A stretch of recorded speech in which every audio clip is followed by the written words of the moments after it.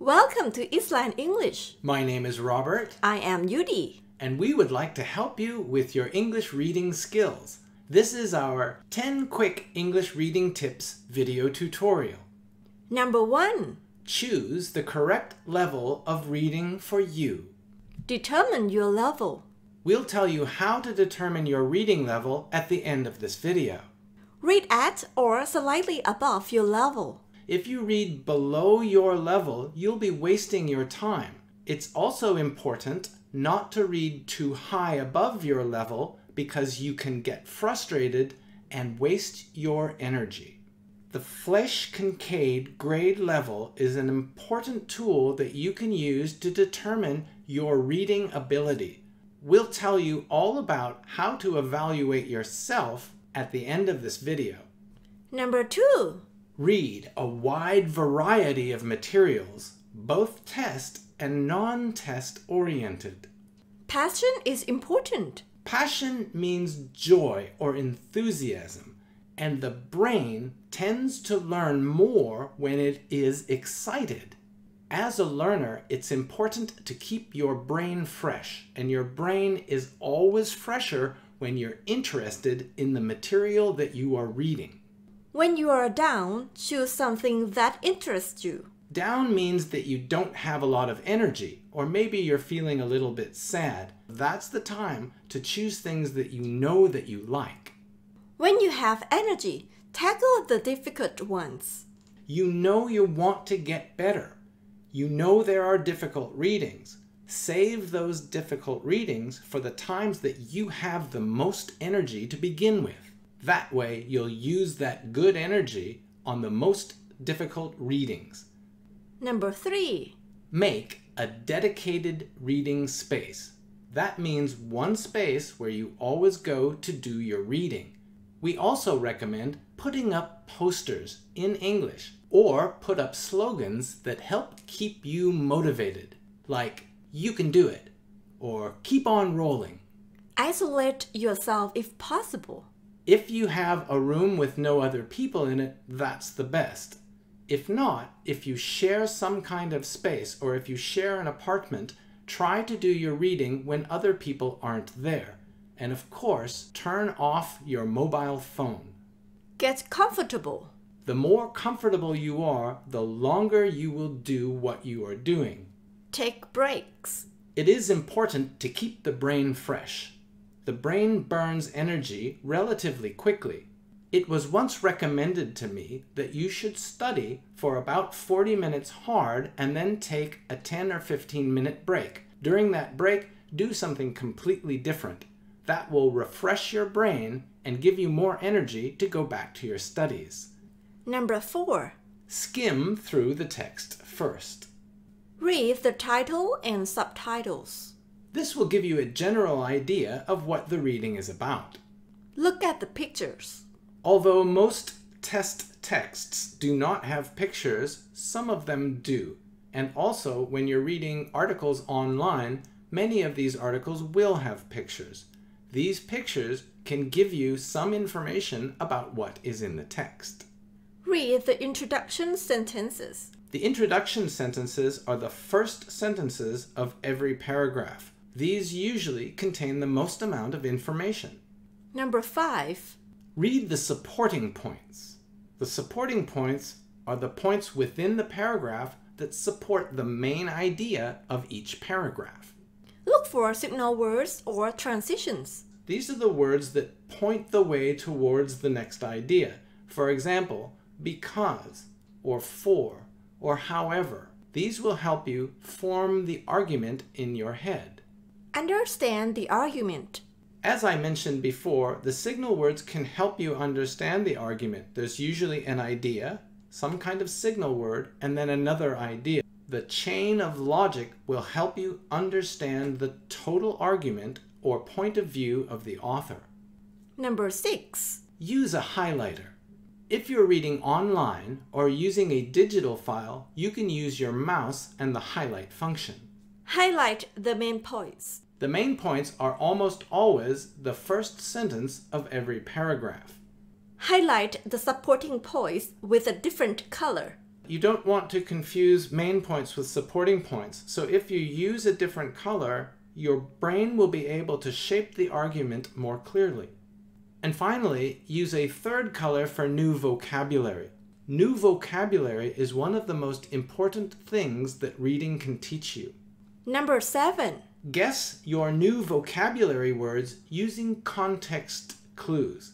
I believe it's most important to guess these words without looking at a dictionary before you look in the dictionary. Guess the words using prefixes, root words, and suffixes. Let's look at an example of a word that you can start guessing just by using prefixes, root words, and suffixes. Here we have the word singularity. If you know the word single, we can guess this part of the word means one.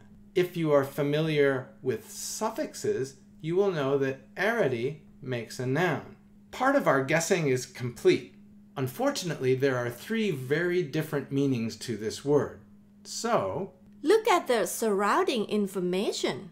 We'll look at our example again, singularity. There are 3 completely different meanings, and we won't know which of these 3 meanings it is without looking at the surrounding information or the context. You can see it could mean the condition of being singular, it could mean the center of a black hole, or it could mean a point in the future where technology takes over mankind.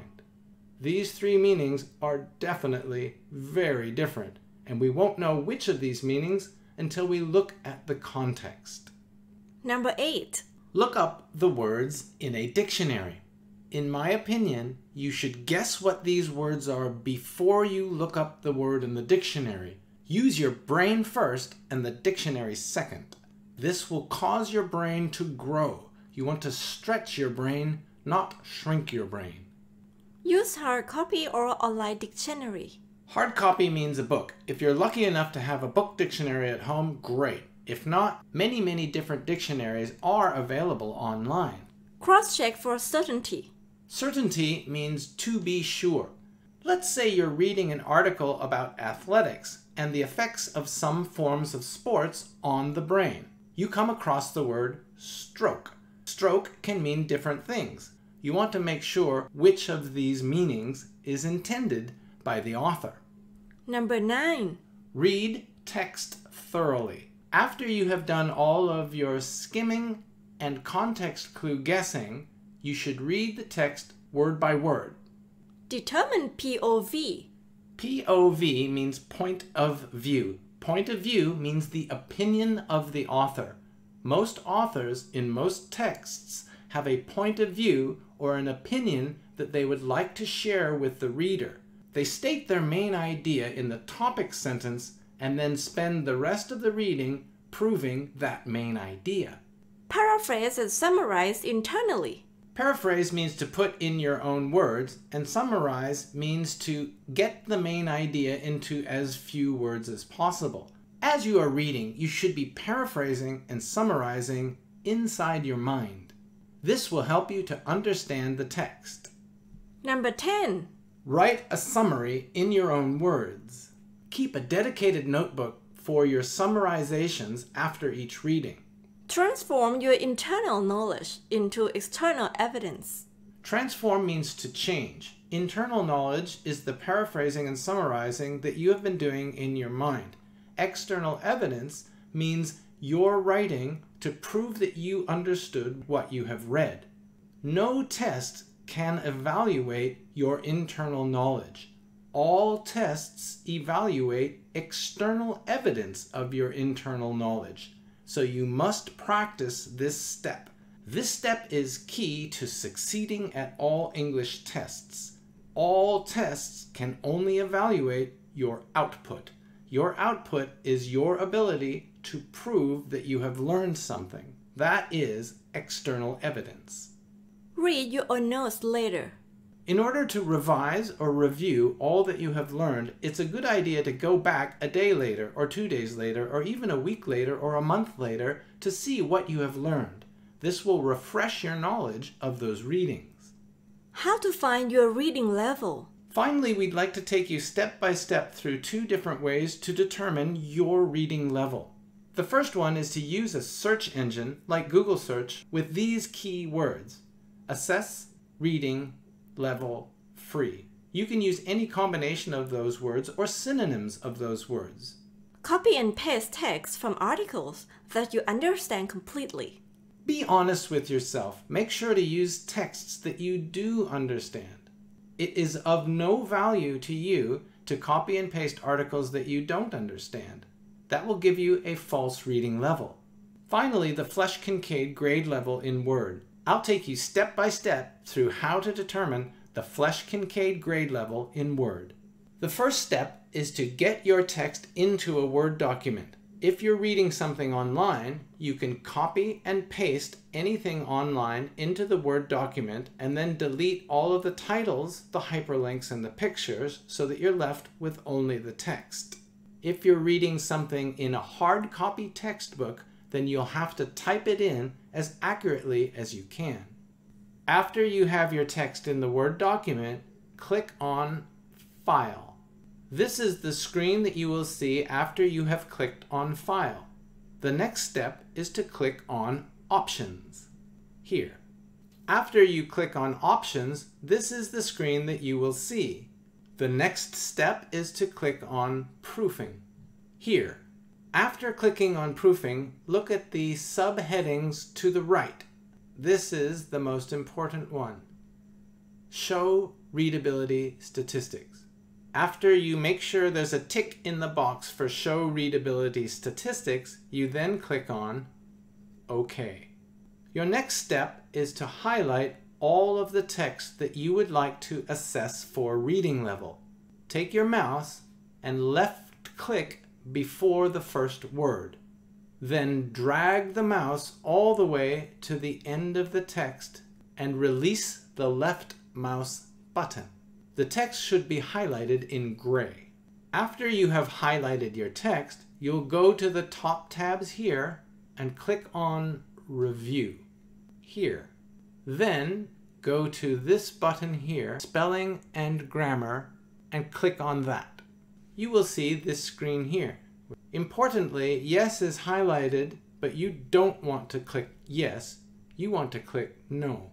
If you click Yes, it will go on to check other things in the document. You don't want to do that. You only want the readability score of the highlighted text. So click No. Finally, you get the readability statistics. This is the screen that will show. The key statistic that you're looking for is the final one, the Flesh-Kincaid Grade Level. This will determine the approximate grade level of the reading. You can see the grade level for this one is 11.2, or approximately at the advanced or C1 level. Once again, it's important to read at or slightly above your level. So after you determine your level, get other texts, run the assessment on those, and try to find readings that are at or slightly above your level. This is the best and fastest way for you to improve your reading skills. Thanks so much for your time. We hope that you have learned something new today. Please like and subscribe for all of our new videos. Don't forget to leave a comment to let us know what you think. Catch you later. Until next time.